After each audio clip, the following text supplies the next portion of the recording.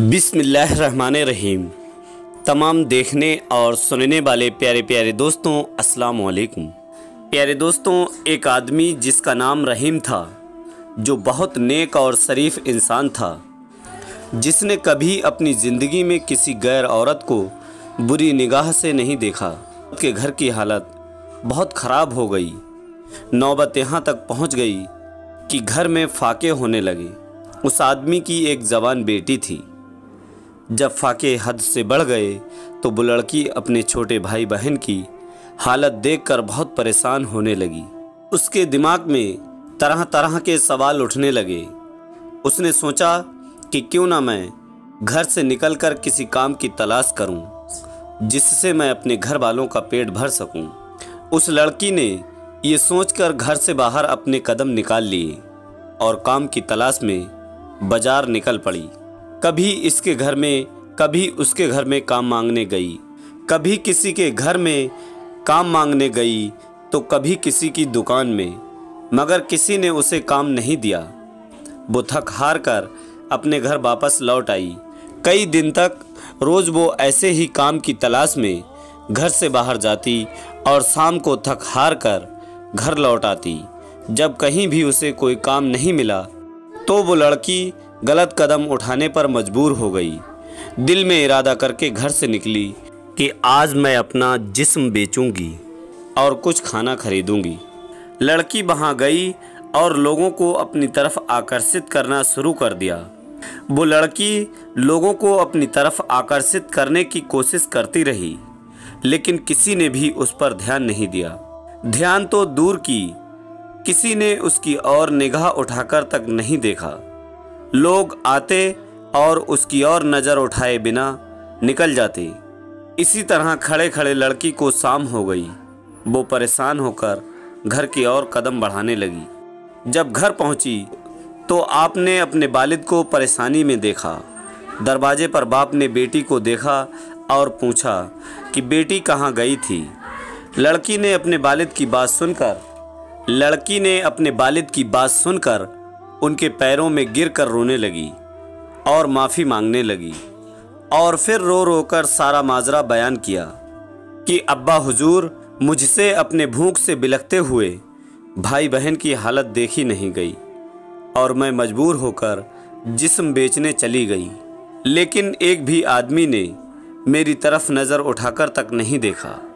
पूरी बात सुनने के बाद बाप ने अपनी बेटी से कहा कि बेटा, तुम्हारे बाबा ने आज तक कभी किसी गैर औरत को आंख उठाकर भी नहीं देखा, तो ये कैसे हो सकता था कि कोई तुम्हें नज़र उठाकर देखता। प्यारे दोस्तों, इसलिए अपनी गंदी निगाह किसी औरत पर मत डालो, क्योंकि नज़र गरम बीज होता है। जैसा बोओगे कल को वैसा ही पाओगे। आज आप अपने आप को खबरदार करेंगे तो कल तुम्हारी औलाद भी महफूज रहेंगी। एक बुज़ुर्ग बिस्मिल्लाह शरीफ के फ़ज़ाइल बयान फरमा रहे थे। एक यहूदी लड़की भी उस इज्तिमा में मौजूद थी। फ़ज़ाइल बिस्मिल्लाह सुनकर वो बेहद मुतासिर हुई और इस्लाम कबूल कर लिया। उसी वक्त से उस लड़की की ज़ुबान पर बिस्मिल्लाह शरीफ का बिर्द जारी हो गया। वो हर वक्त उठते बैठते, सोते जागते, चलते फिरते बिस्मिल्लाह शरीफ का जिक्र किया करती थी। इस वजह से लड़की के माँ बाप उससे बहुत नाराज़ रहने लगे और उसको तरह तरह की तकलीफ़ें देने लगे।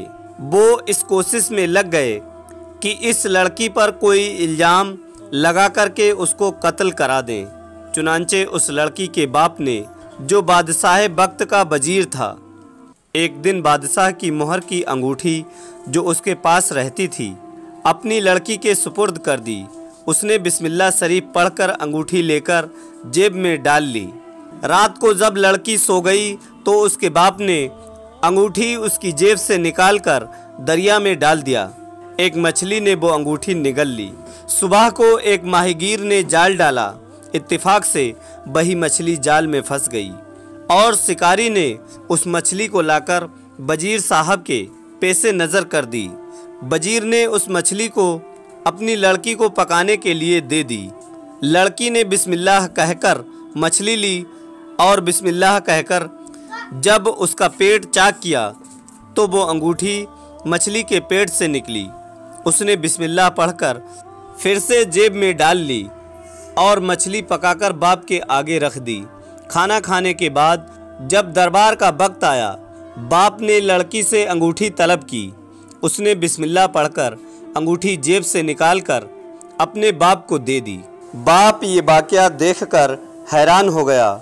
इस तरह लड़की के कत्ल का मंसूबा धरे का धरा रह गया और अल्लाह ने बिस्मिल्लाह की बरकत से उस लड़की को कत्ल से महफूज रखा।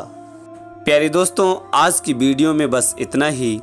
हमें उम्मीद है कि आज की हमारी ये वीडियो आपको यकीनन पसंद आई होगी।